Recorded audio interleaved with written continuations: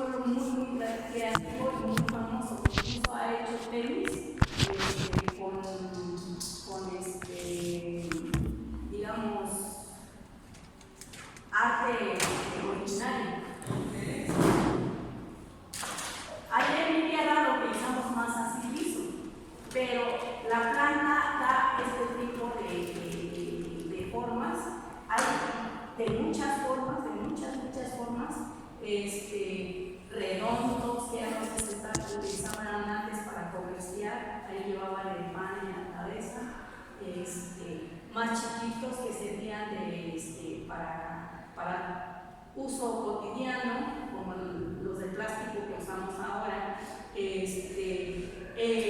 La forma en la cual contenía agua, que en mixteco le decimos quiá. Tiene diferentes nombres, creo que le dicen bule, le dicen guaje, le dicen... exactamente. Los de este tamaño generalmente se utilizaban para los niños chiquitos, porque se ven graciosos, o para ornamentos en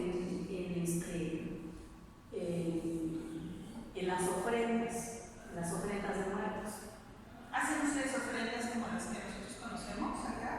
Sí. ¿Así, igual de grandes y todo? Sí. Importante. Sí, yo creo que la ofrenda a los muertos es prehispánica, es totalmente de la cultura mesoamericana. No sé qué tanto hasta dónde abajo, pero creo que eso no lo trajeron los españoles.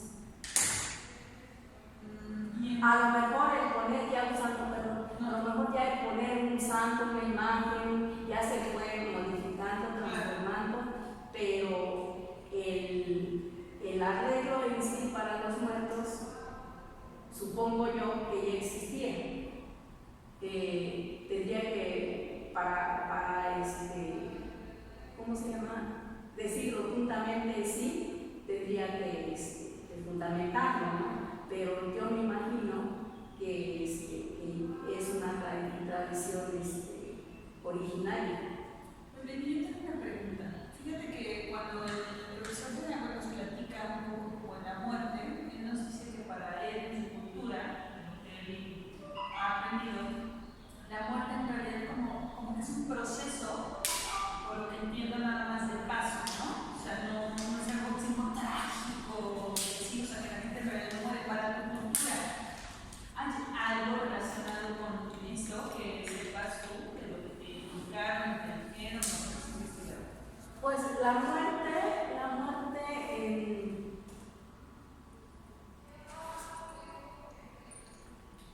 es que en mi cultura, la cultura mixteca, no sé si en general, porque se dan cuenta que cada región tiene sus costumbres y sus... está más enfocado a que el alma se va a un cielo, como que está más enfocado a la religión católica.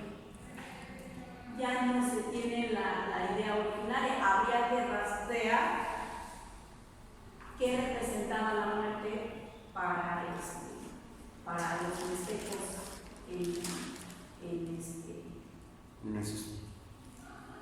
Cuando ustedes entierran a sus muertos, ¿es como lo que hacemos acá y de niños? ¿O hay algún ritual en específico muy particular de tu... Lo que recuerde usted, maestra, más antiguo, las costumbres más antiguas que usted de niña, no sé, o que le platicara. Pues mi mamá decía que morir era como dormir y despertar en otra dimensión, en otro lugar. Entonces, lo que el cuerpo es el que se queda aquí, pero el alma trasciende a otra dimensión, es lo que decía mi mamá. Pero eso yo no entendía. Pues sería muy interesante tocarlo, no sé, pero falta Alfredo. Alfredo no va a venir, ¿se acuerda que Sí, me comentó. Pero bueno, si quieren tocamos el tema. Poquito nada más en relación a la pregunta. Ajá, a la pregunta yo lo veo más desde un enfoque católico, no tanto la percepción o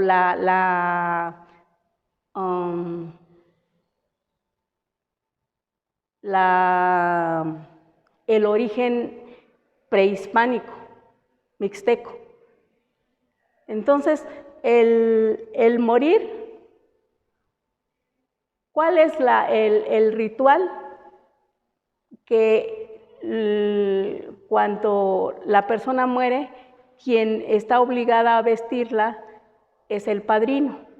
Y si los padrinos ya no están porque quien murió ya es grande, entonces lo viste una descendencia de los padrinos, pero siempre son los que visten a los que proporcionan la vestimenta, que generalmente es una túnica blanca.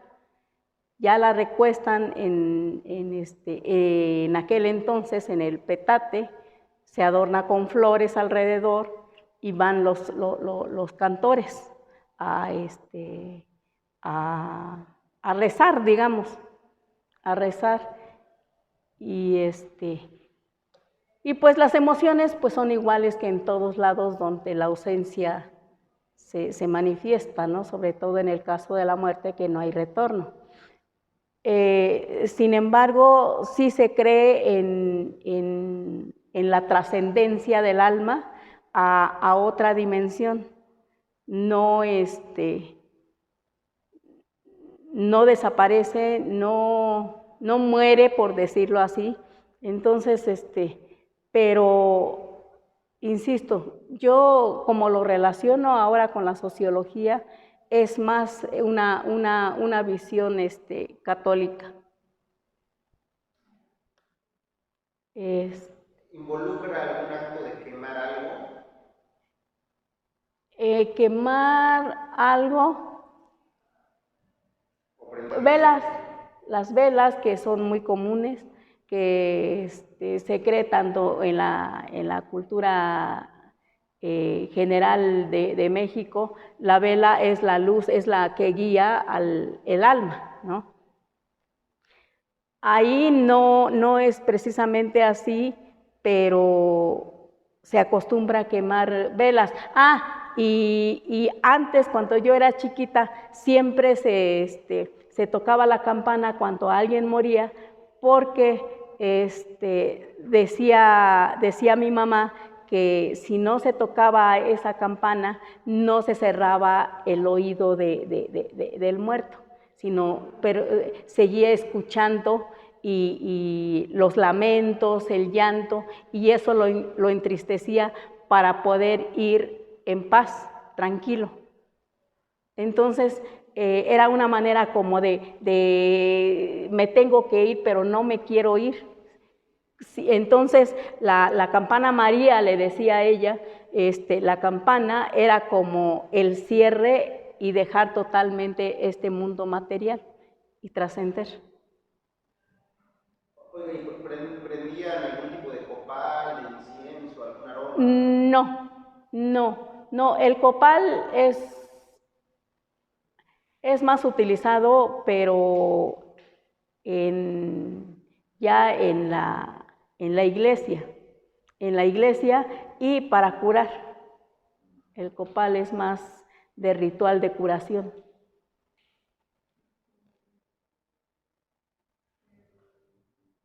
Y el algodón, que quedé de traerle a Haru, ¿cómo es el algodón? ¿Cómo se da? Así es como se da. Se da actualmente, pero ya no es muy comercializado, porque solamente lo utilizan las personas que todavía hilan y hacen su propia vestimenta. Ya muy pocas, muy poquititas. Ya casi se pueden contar con las manos. ¿Sabes si este algodón es originario de su pueblo o vino traído? Yo creo que es originario de toda la región mesoamericana. Hay en blanco, que es el que conocemos normalmente, y ese color que le dicen coyuche. Cuyuche. Entre O y U. Cuyuche. Coyoche. Ajá. Coyoche. Pero en lengua mixteca es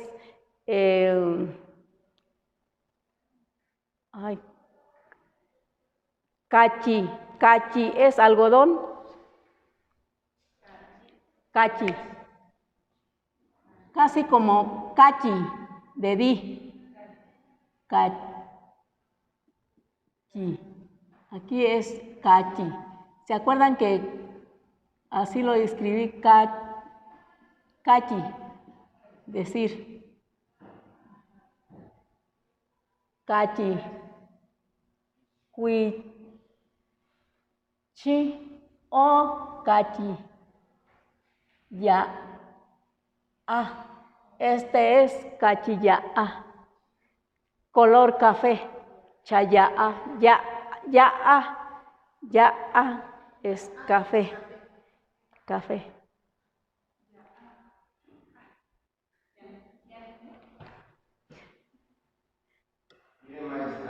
Se da, son arbustitos, que alcanzan, no sé, 1,5 metros, máximo 2 metros, y dan unas flores de diferentes colores. Depende de qué color da la planta, es el color que va a ser el algodón. O sea, ¿esto ya es seco? Sí, ¿Ya pasó? sí. Esto es únicamente para quitarle la semilla. Ahí lo que hacíamos era quitarle esta semilla. ¿Cuándo se siembra? No recuerdo la fecha de siembra. Y una vez que ya le quitamos a todo, ya se quitó el algodón a todas las, digamos, la ramita, en una canasta se empieza como que a adelgazar, a unir.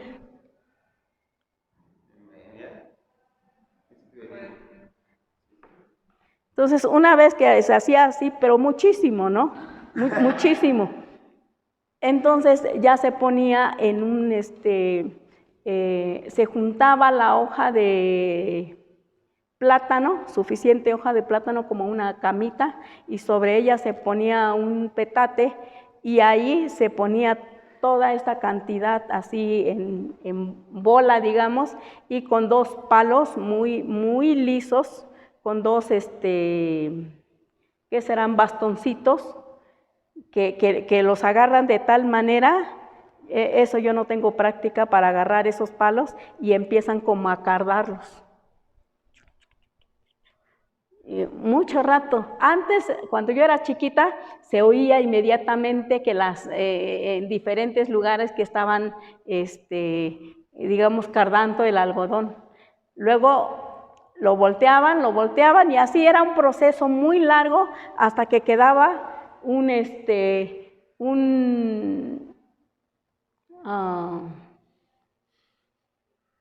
como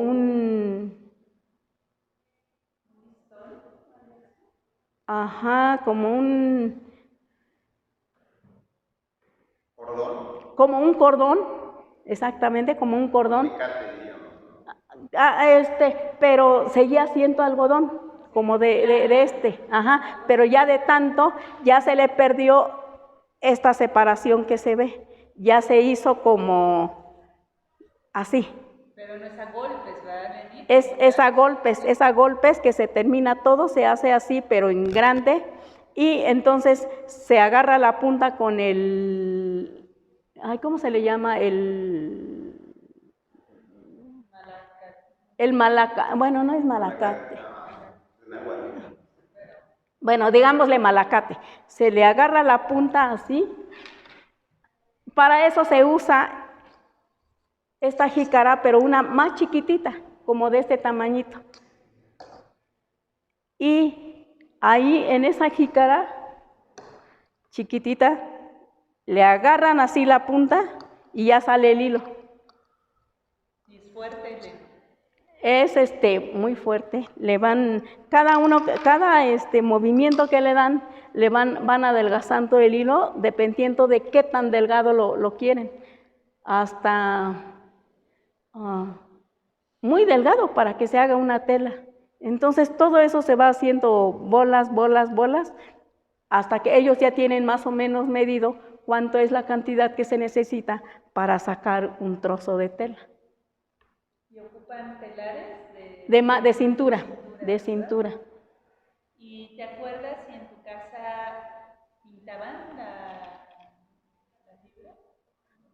No, nunca se utilizó siempre al natural, en café, en ese color café o en blanco. Elena, ¿en qué momento dejaron de usar mayoritariamente ropa hecha por ustedes? Yo creo que desde mi generación se empezó nos empezamos a enterar que las personas que utilizaban la ropa originaria, la ropa típica, digamos, empezaron a cambiarse a la ropa textil. Esto se debe en gran parte también a que la ropa originaria es muy cara, sobre todo la enagua o el pozahuanco que le dicen, lo que nosotros vemos en las figuras que presenté de las maas, de las señoras, más o menos una de esas enaguas ahorita de estar como, bueno, no ahorita, ni idea tengo en cuánto esté ahorita, pero me acuerdo que cuando yo era chiquita estaba entre 700 y 800 pesos, que era muchísimo dinero, pues para comprárselo. Pero es que las señoras, hasta donde tengo entendido, más bien lo hacían, ¿no? Tienen ese trabajo que pagabas por todo el proceso que... Ajá, y esas enaguas no se producen en mi tierra, sino se produce en donde digo que son muy creativos, que es Pinotepa de Don Luis, Doyu'u. En esa región es donde fabrican no fabrican, sino hacen artesanalmente las enaguas, y ahí sí pintan con un tipo de molusco, el color, el morado o el guinda. No, mi mamá, la enagua de mi mamá sí se compraba. Sí se compraba, y también venían en calidades, digamos, los que traían más hilo natural pintado y los que venían con menos hilo natural pintado, porque ya se compraba lo que comúnmente se conocía como hilo vela, que son los hilos que conocemos para bordar, que son de algodón. Pero cuando traía más cantidad de hilo pintado naturalmente, era más caro y era más vistoso. Y solamente la gente que tenía una economía más elevada era la que usaba eso, sobre todo en las fiestas. Ajá. ¿Qué otra cosa? Por eso es que a partir de mi generación empezó a haber ese proceso en las señoras más jóvenes que mi mamá, de cambiarse a la ropa de moda, dijéramos, a la ropa actual. ¿Y cómo se vio eso en la sociedad? ¿Se veía como símbolo de avance, de retroceso, se recibía? ¿Cómo se ve eso? Era probablemente no totalmente aceptado, pero tolerado, porque se entendía que pues las personas no su economía no daba para seguir manteniendo ese tipo de vestimenta. Entonces se entendía, porque algún comentario de mi mamá, de una vecina que se cambió, que cuando le preguntó a mi mamá cómo se veía con esa ropa. Mi mamá dijo, pues si tú no puedes mantenerte con la ropa tradicional, está bien.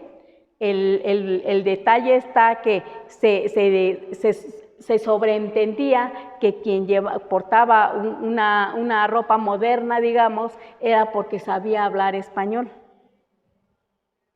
Pero tenía más o menos dinero. ¿Cómo se veía? Dice usted que ya no se podía mantener. Ajá. Me imagino vestir de forma tradicional, porque ya era muy caro. Era muy caro. Y al cambiarse a quienes vestían este tipo de ropa eran los jóvenes, porque ya estaban, digamos, en el proceso del olvido de la lengua originaria y estaban pasando al siguiente proceso de integración cultural occidental. Tengo una pregunta, maestra. Platiqué con un maestro Víctor, que es chiapaneco. El que nos presentó aquella vez que iba entrando al edificio de... Es uno moreno. Ajá. Lo vi hace poco. Y él me mandó a preguntarle a usted una palabra que dijo tacuate. Tacuate. ¿Me suena algo? Tacuate. Estábamos platicando de cómo referirnos a una localización de gente mixteca más cercana a la costa. Mencionó esta palabra. ¿Significa algo? No. Tacuate no le suena. No, no me suena. No me suena. Me suena más bien como un tipo de reptil, creo, ¿no? Tacuate. Ajá. Hay una serpiente que le denominan así. Y creo, esta vez no traje el libro, el diccionario que ando cargando, y me pareció ver ahí una palabra similar. ¿No le suena el mixteco? En el mixteco mío no, pero a lo mejor en otro. Bueno, nos quedamos en la última palabra que vimos. Si alguien gusta, no, porque ya está rotito, pero si gustan llevarse algo de recuerdo, con todo gusto. Con todo gusto. Yo lo dejo a su elección. No me acuerdo dónde nos quedamos. Yo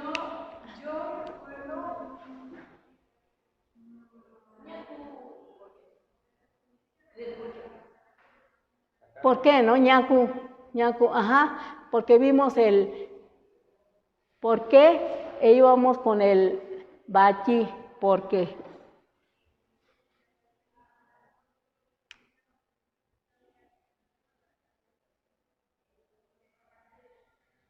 Vamos a poner un ejemplo. Juanyaka es llevar. Nanyakua, hasta allá.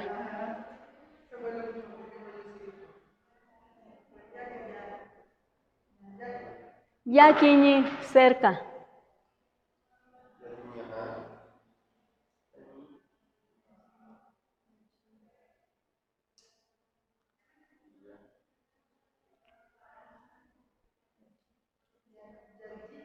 Yachiñi, yachiñi.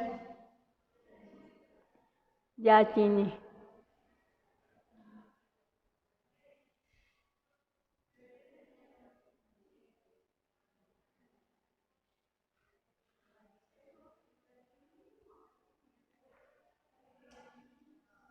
Cañi, lejos. Cañi niñillón, por ejemplo. Cañi, diñi,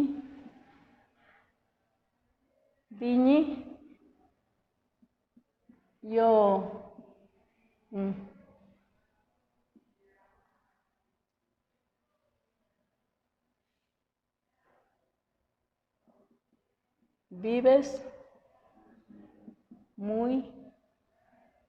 Este endiñi tiene diferentes significados, depende del contexto,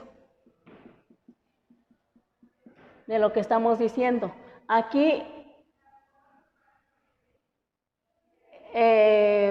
funge como muy. En otra frase lo vamos a encontrar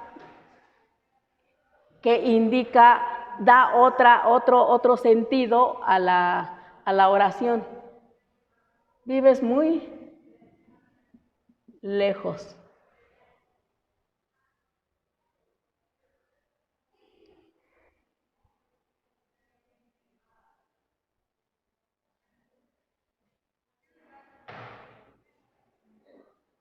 Leni, maestra Leni, ¿qué quiere decir? Cañiñabe, no. Cañiñabe. ¿Qué significaba?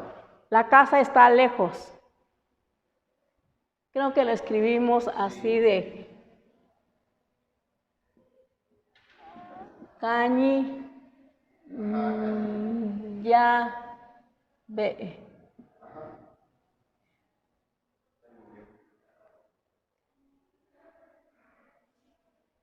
¿Sí queda claro lo de cañi lejos?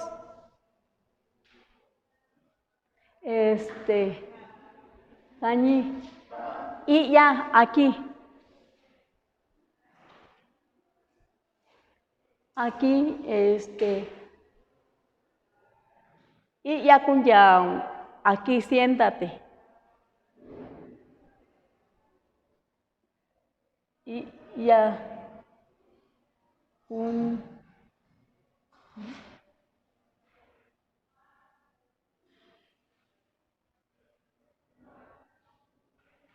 y ya, aquí.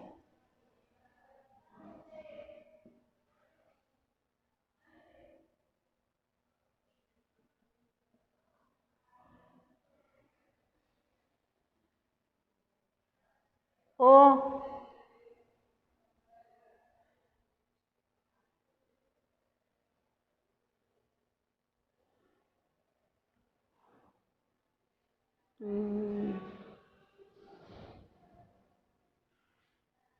puede ser también aquí vivo, aquí estoy.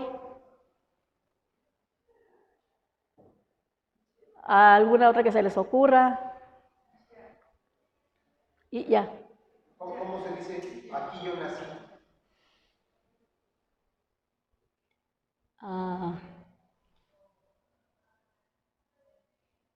Y ya. Ni kaku yu u. Aquí.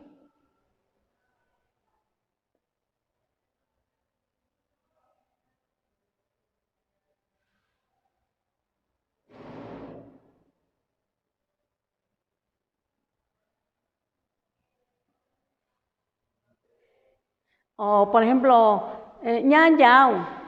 Ñan yao se acuerda de ña, qué o dónde.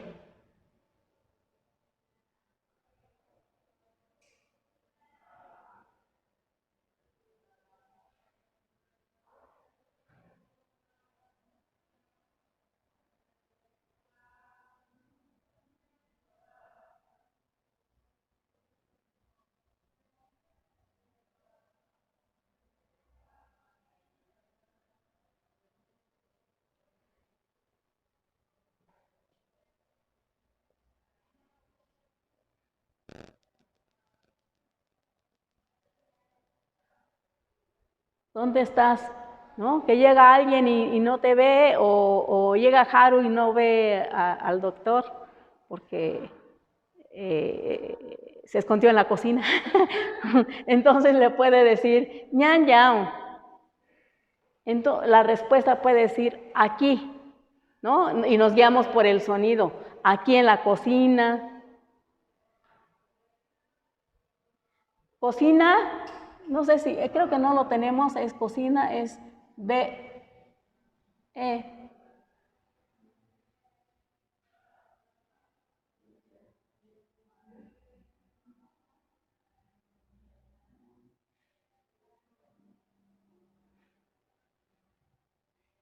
¿Se acuerdan que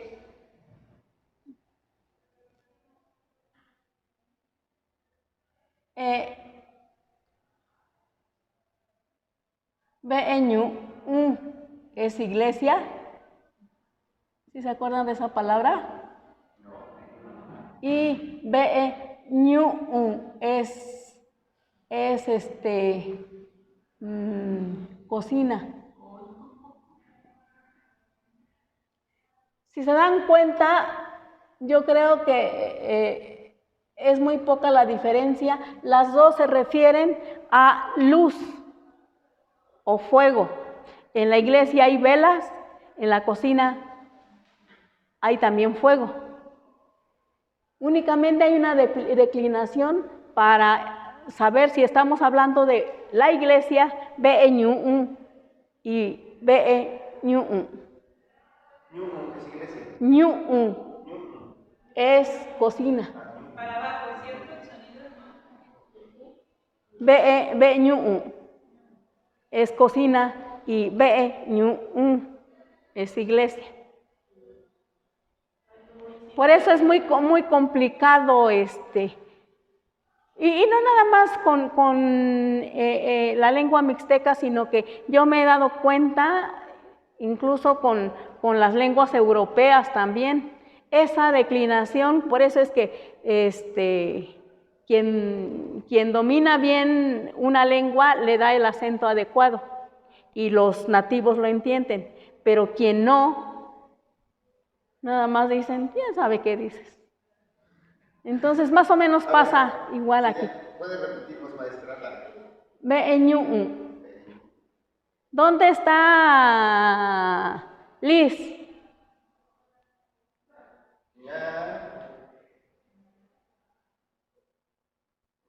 ¿Cuál sería? Y ya, BNU, porque estás chi o BNU, porque estás dentro.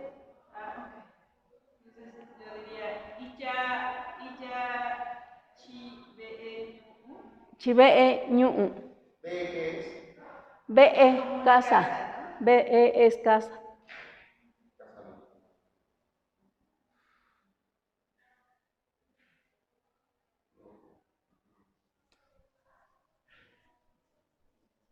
Entonces, cuando estoy adentro es chi. Chichi.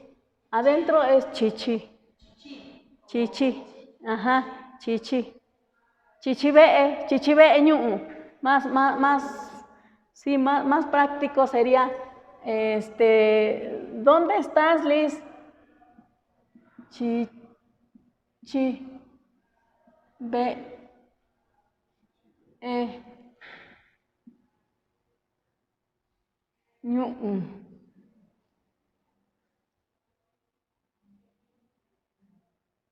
Creo que sí lleva este pequeño acento porque es BNU. Si no, sería BNU. Está dentro de la cocina. Dentro de la cocina. Chichi, dentro.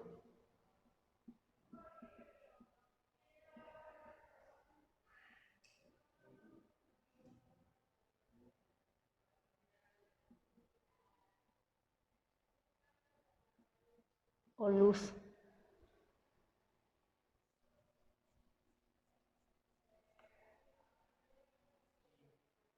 ¿Cómo es cómo preguntaría, dónde estás? ¿Cómo se dice estar? ¿Dónde estás? Para decir, ¿dónde estás?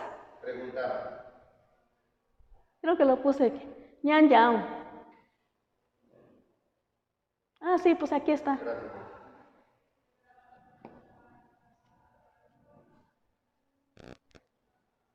Ñan yao cuando nos referimos a la segunda persona. Pero si yo pregunto, Ñan ya sutun, ¿dónde está tu papá?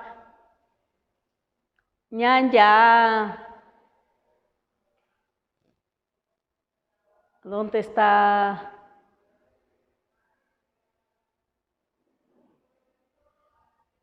Tu casa. No, pero aquí ya estamos regresándonos a ña. que es ¿dónde?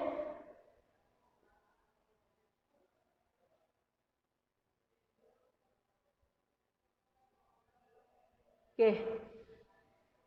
Y uno contesta que no puede uno decir nada más así, ¿no? No tiene uno que decir, yo estoy...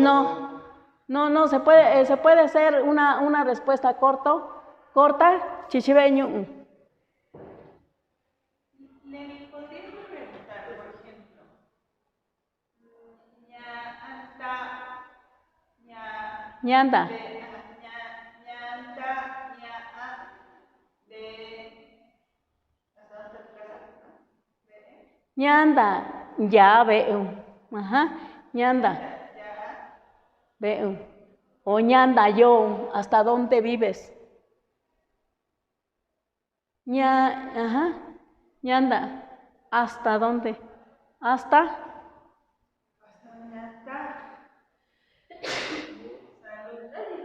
Salud. te digo que sí, nada más. Ñanta, y luego me dijiste otra cosa, ya.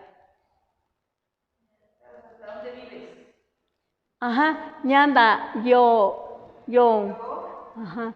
O ñanda, ¿hasta dónde vas? ñacuaun, ¿no? Ñacuaun, ¿dónde vas? ¿Dónde vas? Ñacuaun es ¿dónde vas? Y ñanda cuaun es ¿hasta dónde vas?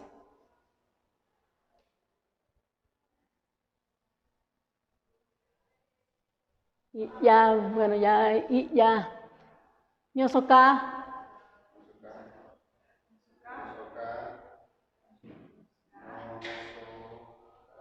Ñosoka sabaun, ¿se acuerdan de hacer? Ñosoka sabaun. ¿Cómo lo haces? Ñosoka sabaun yayu, ¿cómo haces el guisado? Acuérdense que en yayu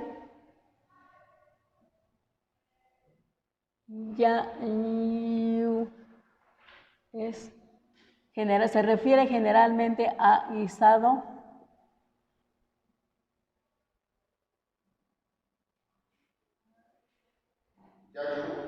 Yayu.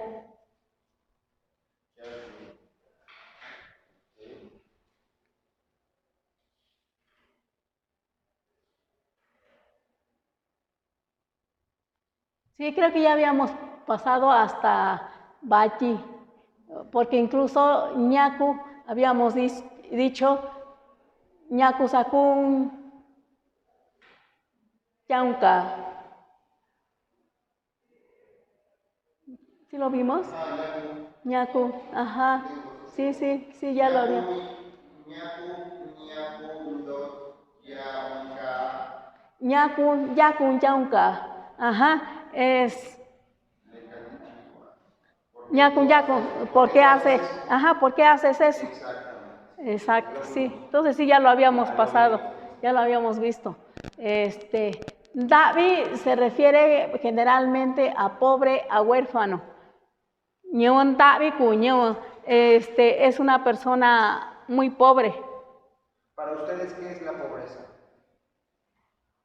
La pobreza, le pregunto, maestra, porque en el náhuatl la gente que habla, los pobres no existen, todos son nuestros hermanos, ellos dicen, ¿no? El pobre está en la ciudad, el que no tiene. ¿Cómo lo ven ustedes en su pueblo, el pobre? allá sí se ve la pobreza de la gente que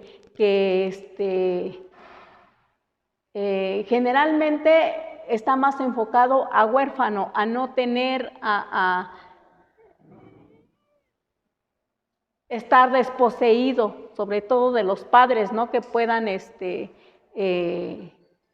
atender al pequeño. Entonces está más enfocado a huérfano. ¿Y en su comunidad son atendidas las personas o son relegadas Son atendidas, no hay pobres como tal, como aquí que vemos gente mendigando, allá no hay gente mendigando, va a surgir ahora con estos cambios fuertes que vienen, que comentaba con el profesor, van a surgir. Actualmente no se ve, la gente,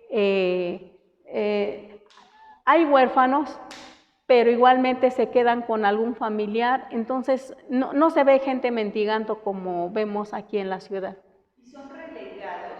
Como comentaba, por ejemplo, cuando decía que había una clara como separación entre razas, ¿no? Las personas que eran de origen mestizos, afromexicanos.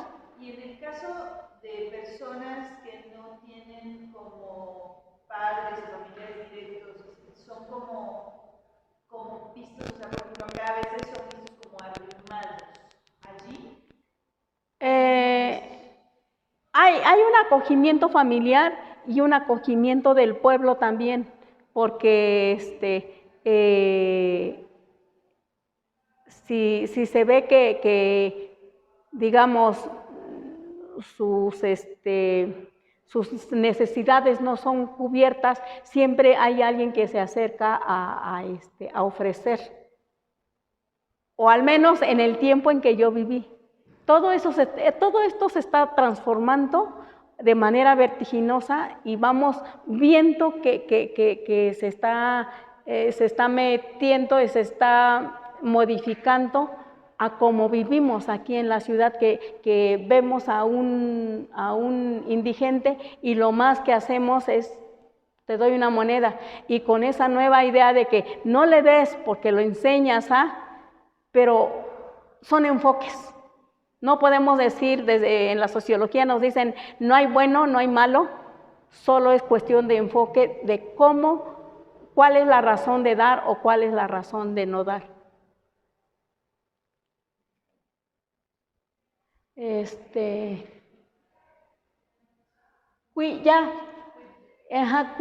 es sentirse triste, sentirse melancólico, lo que hablábamos hace rato de la muerte. Entonces entramos en un estado de tristeza. ¿Cómo se dice? De depresión. Estoy triste.